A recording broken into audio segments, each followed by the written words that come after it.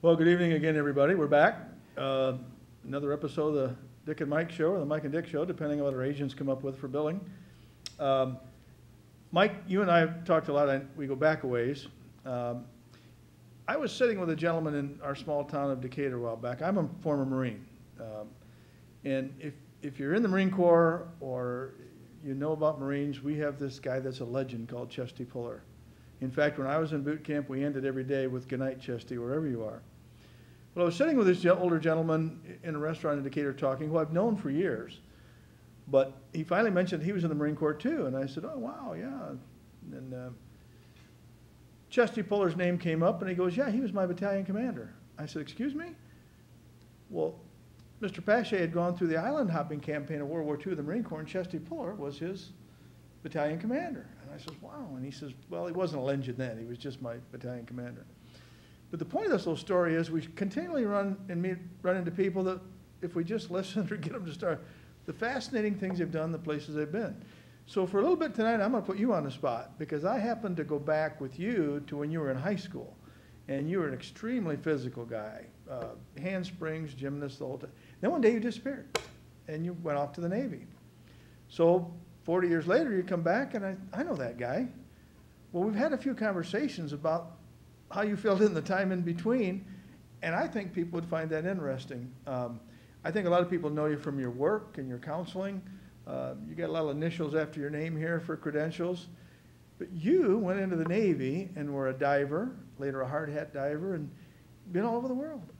So tell me how you went from Decatur, Michigan, 1,800 people, and wound up hard hat diving. And I'm going to ask you a little bit more about the detail of it, because you got some fascinating things that you probably don't think of, but saturation diving and all that. But you went away to Decatur, joined the Navy. What happened? Well, I don't know exactly why. I just felt I needed to go and join the Navy.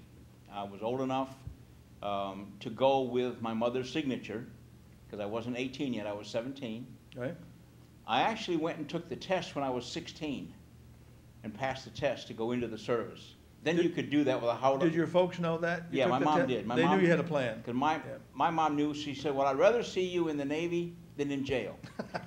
So, those were her exact words. Every mother's wish, yeah. So she said, "I'm reluctantly going to sign for you to go in the service, but you can't go until you're 17. Right.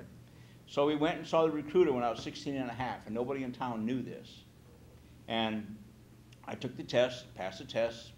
I don't know how well I passed the test, but I passed the test. The recruiter said, "I will see you when you turn 17. So I thought, okay, he'll come and see me. The day after I was 17, he turned up on the doorstep with my ticket. Kept his word. Kept his word. And the next day, I was at Hard Times Restaurant. Actually, it wasn't Hard Times, it was the one on the corner. Carl's Cafe. Merle Carl's Restaurant. Carl's Cafe, which is now my barbershop. Yep, that's right. Carl's Cafe, having a dinner with my mom, waiting for the bus. That was the Greyhound bus stop, right? And then when the bus stop used to stop there, which it doesn't do anymore. Right. So I joined the service, went off to the Navy. We finished boot camp and got through the service, went into submarines. I'm not quite sure how I ended up in submarines. I'm claustrophobic. I would not. I would wind up in jail if they said you were going to submarine. I love submarine service. Yeah. I love as you with They're Marines. They're a special bunch. They're a special group of guys. We bond because if one person makes a mistake, we all die. Yeah. In a submarine, you don't make mistakes underwater. Right. You know, everybody dies. Very unforgiving environment. There's no forgiveness at all. But what was interesting about it was when you go into the submarine service, they have a special test to start with. And they put you in a decompression chamber. And we talked about those. And I'm sorry if everybody doesn't know what a decompression chamber is, but it's a round room. If they ever saw Sea Hunt with Mike Nelson. Well, then they would know. Yeah. Well, that goes back time. Yes, sir. You're telling tales now. But they put you in this room with a whole bunch of guys where you're cramped. You're actually shoulder to shoulder, knee to knee and touching. And they close the door, and they have experienced people in the chamber with you, and they blow it down to 60 feet with air pressure. They seal it. Simulate 60 feet below. They simulate 60 feet below the surface. They blow it down as fast as they can, as loud as they can.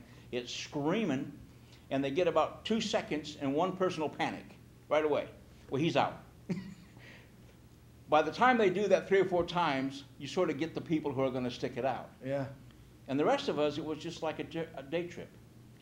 Blow down, blow your nose, equalize, and you're There's done. our guys right there. Those are our guys. Yeah. So they used to say, to make a good submarine sailor, you have a solid round room and a solid round 8-inch rubber ball. And you put a diver or a submarine sailor in that room, seal the door so there's no walls at all, and in 15 minutes, he'll either lose the ball or break it.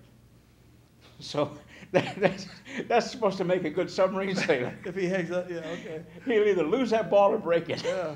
So we qualified in submarines we went to sea. I enjoyed 4 years of submarine service, traveled around a lot, got to see a lot of the world. Now, did you pick up diving in the Navy? I picked up diving in the Okay. Navy because at some point, They trained you as a diver then? after I was in, they started to require, and I guess the Cold War was sort of heating up then, Right. because they required 2 divers on every submarine. So 2 of us got elected to go to dive school. So I went to dive school with another guy. We graduated dive school. That was like 6 or 8 weeks. They teach you all you need to know and that kind of stuff. Right. So I was a Navy diver from that point on, and our job was, when we went into foreign ports, was to inspect the hull of the ship, the submarine, and other ships in the harbor for bombs or Now, whatever. was this free scuba diving? You had tanks and swam Yeah. around? Okay, in port was scuba diving. In port was scuba diving, but when we went into shore, we did hard hat diving and that kind of stuff. Okay. But overseas, we always had a lot of scuba tanks on board, and we were to always clean the hull just before departing to make sure there wasn't anything attached to the submarine. And we did that for all the ships. What kind of stuff would get on the submarine? Like Well, we don't barnacles know. or- I mean, barnacles or nets? well, no, or- we don't clean the hull with barnacles and stuff. Right, right. We're looking for, I'm being facetious. I know but- you are, medical Nets, attachments. okay, Metal attachments of Okay. anything, bombs, right. tracking devices, Okay. whatever. And all the ships had divers from that point on. Okay. So we did that, and I did that for 4 years, and I got Wow. out.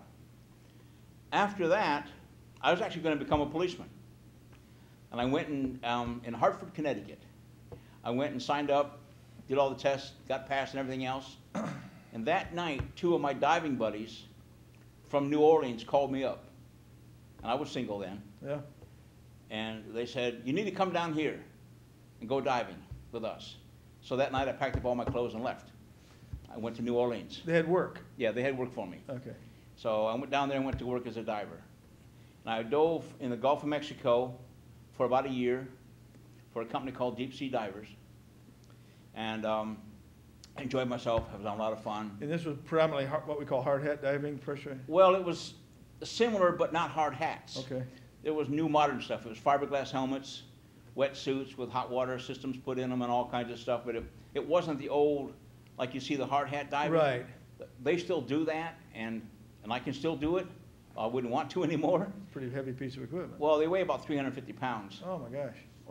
all booted up and everything. Right. But they're a lot of fun. But we did lightweight hard hat diving, if you want to call it that. We have a lot of maneuverability, a lot of flexibility, not like restricted to the hard hat. And around oil rigs and things, is that what you're Yeah. doing? Okay. Pipelines, we lay pipelines from an oil rig to shore, or from oil rig to oil rig for a pumping station, a refining station, then to shore. We build the platforms, the oil rigs like you see on TV. Mhm. We used to build those. Then we laid the pipelines from wherever to wherever. They wanted us to do that. And that was fine. But during that time, the company I worked for got a contract to work over in Australia. So they got the contract, so we got asked to go over there to train Australian divers in oil field construction. They had good divers in Australia. There was nothing wrong with their Right. divers. We didn't have to teach them how to dive. They knew how to dive. Right. But we taught them oil field construction, the terminology and how to do and what to expect. And it was deep water stuff, the welding. When you say deep water, even like New Orleans, about how deep are you diving here? Well, New Orleans, you'd go from anywhere from obviously from 1 or 2 feet down to about 200. Okay. That's not deep compared to what we used to do, but Right. it's deep enough. So we went to Australia. That's where my first overseas trip. Right. Then I met a girl over there at the time. Right. And towards the end of that tour, I got married over there. So when we came back to the U.S. when my contract was up, I worked in the U.S. for a while, in the Gulf of Mexico again, did a few other jobs. Some we can talk about are really funny, some are interesting. We had some good fun with the civilians during that period of time. I remember some of the stories, yeah. But anyway, I got a call to go back overseas again. So I went back overseas, went back to Australia, started working there again. Then that same company grew. It used to be called J. Ray McDermott Incorporated. They became oceanic contractors in Europe. So we worked worldwide then. Right. And I spent 20-something years living in all different countries, and I brought my passports along. You know, it was just a coincidence. I was looking at these tonight at home. I thought, you know, for some reason I'm going to take these along. There's a feature to passports I hadn't realized, and I want you to show folks Well, if you can do it on camera. Yeah, we can do it on camera, I think. There's one here that's got the most. This is illustrative of how much traveling you did in the Pacific Rim and Australia and all that area. These are U.S. passports that are filled up so much that they put in what they call extension pages. And I've got four. And each one of those represents a trip somewhere in. Each one of these stamps on these pages, and there's another set of pages in here. And all the passports are like that. Here's another passport with them in. There's 5 books here. There's 5 passports, all full of stamps from every stamp was entering or leaving a country. Sometimes it's the same country 2 or 3 times. Right. But I've lived. Excuse me. I've lived in Singapore. My children went to school in Singapore. I've lived in Egypt, in Cairo, Malaysia, Indonesia. I've been fortunate to travel a lot. And the diving was your ticket. This was a working life. And the diving was it. Everything I did diving. Yeah. When I go to these countries, we lived in the country that I was diving in because it was more convenient to get home. Sure. Otherwise, it's a 16 or 18-hour plane ride to get home and cost the company more, and they paid a little bit of my rent, and I lived in the country. Now this diving got a little bit different, as I recall. This was some bell diving, deep. This diving is what they call saturation diving. Okay. And saturation diving is, if anybody wants to look it up, you look it up, but it's you create a false atmosphere. We know the atmosphere today we live in is approximately 79% nitrogen, 21% oxygen, or 20% oxygen, and about 1% of inert gases, Okay. different types of gases. Underwater, 21% oxygen, every atmosphere you go down, which is 33 feet, doubles the percentage of oxygen. There's more oxygen deeper? No, it's compressed. Oh, I got you. All right? Okay. It's compressed, so it becomes more toxic. Oh. At about 60 feet, if you're breathing pure oxygen and working very hard, or you're breathing oxygen in a scuba set or something like that, if you're working very hard, you can get what they call oxygen toxicity or oxygen poisoning. Wow. It's like going into convulsions. If you go down too deep, your nitrogen content is so strong, you get nitrogen narcosis. So there's 2 different things that people know about, but everybody only knows about nitrogen narcosis, which makes you silly like you're drunk. Okay. I've been there sometimes where I've been down just like 200 feet. Or That's not necessarily fatal or anything. But well, it can be. If you're too long in that environment. Well, what happened to me, from my experience, was I got down and I was doing a flange up, doing a nut and bolt job, a big job, at about 180 feet or something like that. I forget the depth. And it was freezing to death. It was cold. Supposed to be a quick job, dive down, tighten up these nuts, and come up. Well, it got a little cold, got a little long, and I started getting really, really cold. And all of a sudden, I was happy as a lark. I could have stayed down there for years. You could have said, "Clam, you're underwater." Send me down some more. Yeah. Send me down some more work. Yeah. When I started talking like that, they knew I was over the Something's edge. wrong. They jerked me back up. Oh, yeah. Said, come back up. I got up to about 60, 70 feet, and I woke up Yeah. because I would have killed myself. Oh, wow. You know, or done something stupid. And that's the job of the diver control or whatever they want Diver to say. control upstairs, Yeah. and we use that. Yeah. So we did that all around the world.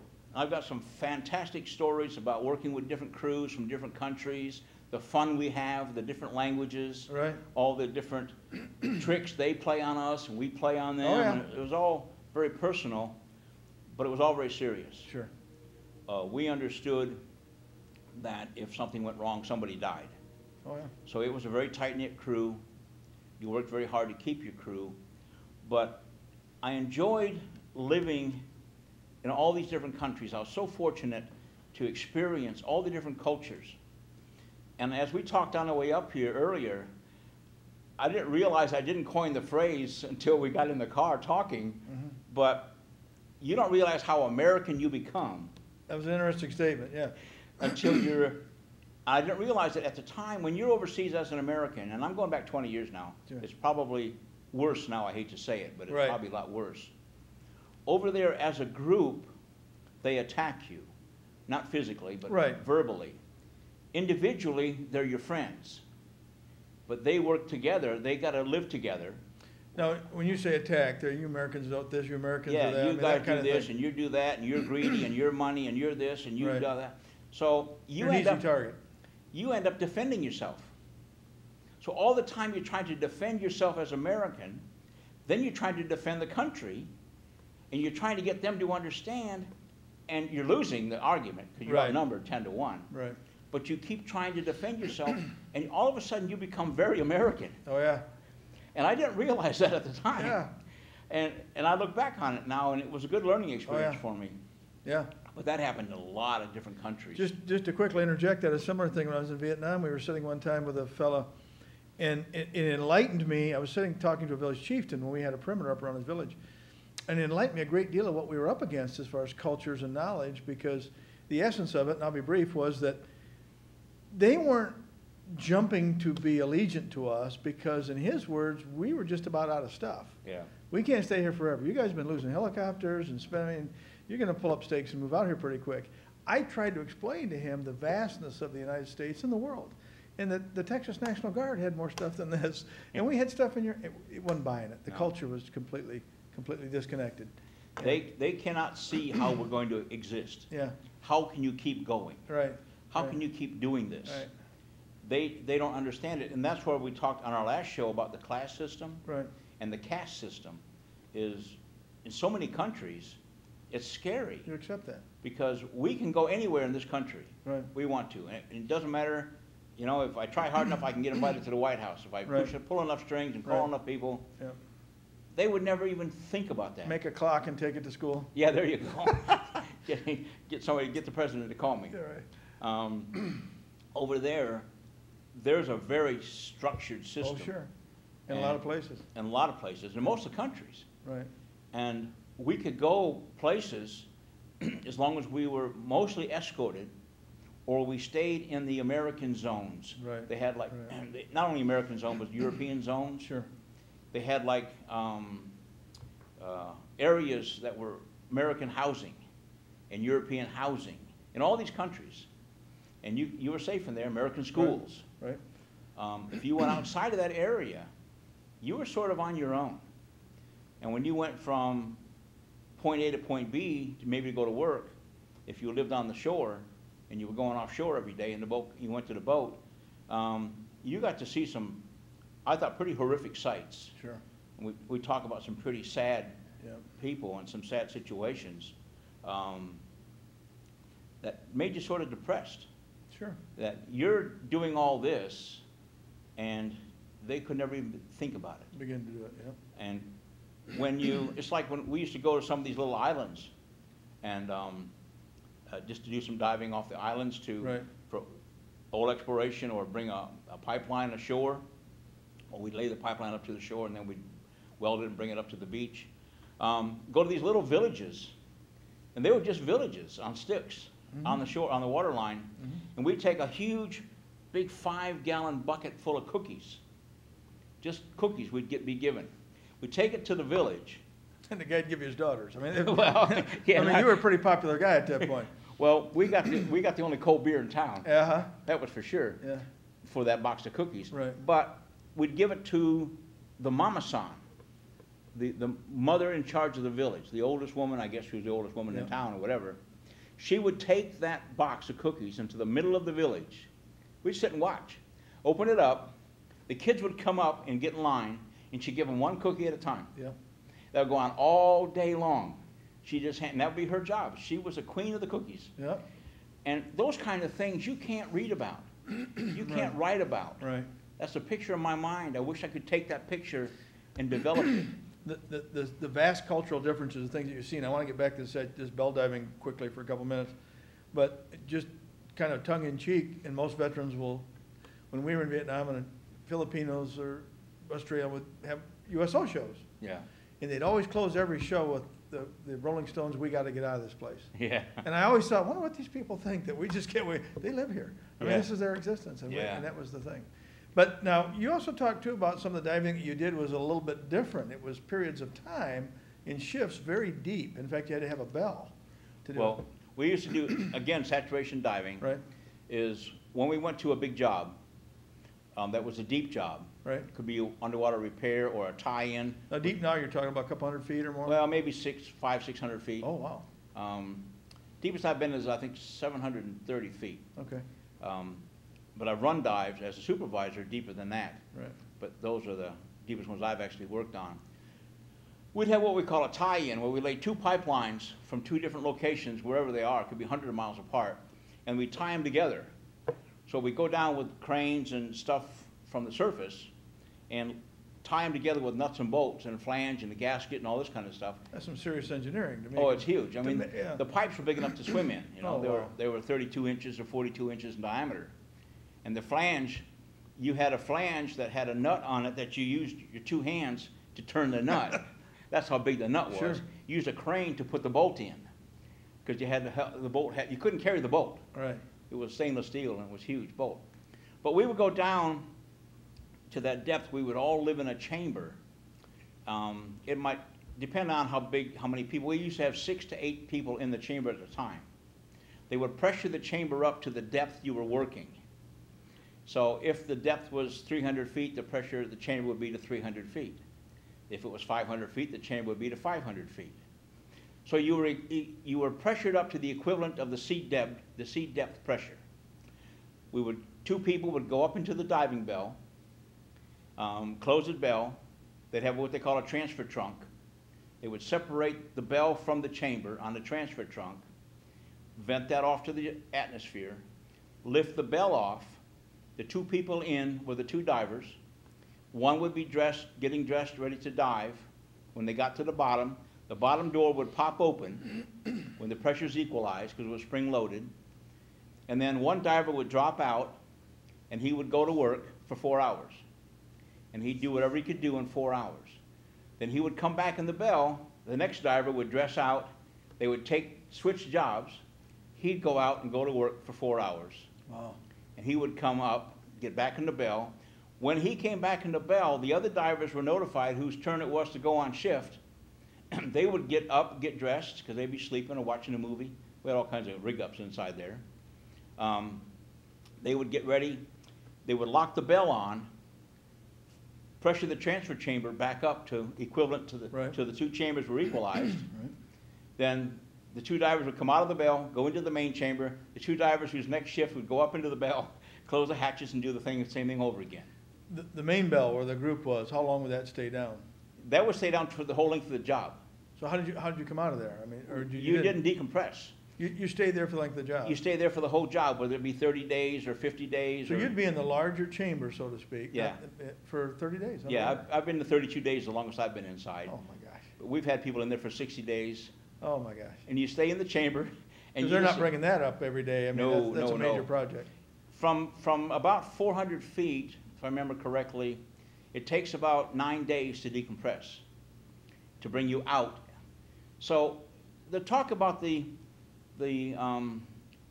comradeship, or how you have to almost switch off life. Sure. Is if something major were to happen with your home, if your wife were to be killed or your children to be killed or something drastic happened to your family or something else, the earliest you could get home would almost be 2 weeks. Oh, my gosh. There's no way you could get home They quickly. wouldn't bring you up for something like that? They wouldn't bring, And they you would just- bring you up, but You they got- could only do it so fast. They gotta do 9 days of They decompression. gotta do at least 9 days of decompression. Then you gotta get a plane ticket. Well, then you gotta stay on board for 24 hours for observation in case something happens. Okay. Then they have to fly you in on a helicopter if you're gonna do it quickly. And the helicopter has to stay below a certain depth, a certain height, to go into shore. By then you're okay to fly in an airplane.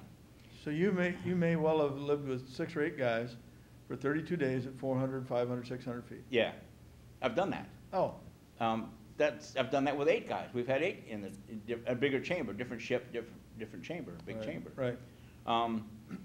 That's why I like watching some of these shows about living underwater, these aqua shows and these marine biologists and You pick at them and you. oh, I can pick them to pieces. But still, I like what they're doing. Right, They're living in an environment that I used to live in, right. and I could live in that environment forever. It's A real layman's question. I mean, everybody takes pictures anywhere they go. Did you ever take pictures underneath it? I've got some, but I haven't found them in Kind years. of dark down there. I mean, we see the National Geographic things with the odd sea life and that type of thing. I mean, You use a lot of lights. yeah. Oh, yeah. You have a lot of lights. It is dark down there. When you're down at 400, 500 feet, Yeah. and you talk about how intense the pressure gets, the weight of the water, that type of thing, what about your body? What are you wearing? And you implode, I mean, No, layman's questions, obviously. your body is liquid. Okay, The only which you can't compress. The only part that you have trouble with as a human at that depth is your eustachian tubes, your sinuses. Okay, Or maybe if you eat some really gaseous food, that might that might create an issue. right, But your body becomes saturated with smaller gases. Your blood is saturated, and also at that depth you're breathing oxygen and helium, okay. because they use helium as a transfer gas to carry the oxygen instead of nitrogen, because nitrogen is toxic at that depth. This is a lot more technical than Oh, sea yeah. hunt with Mike. Oh, Yeah. people have no. It's really technical. Oh, yeah, I'm sure. There's a lot to it. Yeah. And you can mix the gas to different depths you go. Right. They have what they call a mix master that you feed helium and oxygen into, and it creates its own atmosphere, and it sends it down to the diver for whatever depth he's going to. There's a lot to it. You're a glorified underwater construction worker, is what we were. I mean, there's more Sure. to it than that. But we always used to tell everybody, if you have something that's broken on the deck and you can't fix it, throw it in the water, we'll fix it. Yeah, oh, that's good. We're not coming out. It's a fraternity, obviously. I mean, we know roughly how many airline pilots there are in the world. We roughly know about how many just were people that did what you do that were qualified for that. 2,000, 5,000? At the time I was doing it, there was about 2,000 in the world. Wow. Now That's apparently. a fairly select group. It is. It was very select. And you got picked to go on jobs on who you were. I had crews that would only work for me. Mm-hmm. They would if they got fired. They'd go Right. work for anybody else. But Right. They preferred to have me on the job. I had a good reputation as a supervisor. I was a working supervisor. Safety was always important. Safety was always the top, and Yeah. I never, it's a sad thing to say, but I never killed or hurt anybody seriously. Sure. Well, Well, that's a good thing to say. and I was down the road with them. Right. I've come out of the water unconscious. I don't remember coming up sometimes. Yep. There was one time I remember actually giving up. I thought I was going to die, so I just gave up. I still got saved by my crew. Wow. So that creates a whole new life experience. Sure. We talked about things We got that matter. Just down to a minute here, yeah. We talk about things that matter. Yeah. After you experience those experiences, Yeah. nothing matters. Well, but the things that you come out of the water and get on Earth again, I Yeah. found that from the service, the old joke, once you've been there, everything else is secondary. Yeah. But you do start to, I think, what's real. That's why I talk about our veterans. I volunteer with a veterans group. Right. And I say they're some of the best people in the world because they know it's real. They know Yeah. people are more important than things, and Yeah. they value character and that type of thing. Well, Mike, we're down to 20 seconds. I appreciate your indulgence because we've talked about this a few times, both at home and it's the old story, you meet somebody and you think you know them. I knew this about you, but I don't think a lot of other people did. And in 20 some years of this kind of thing, it's a fascinating story. Thank you. All right, thank you. Yep.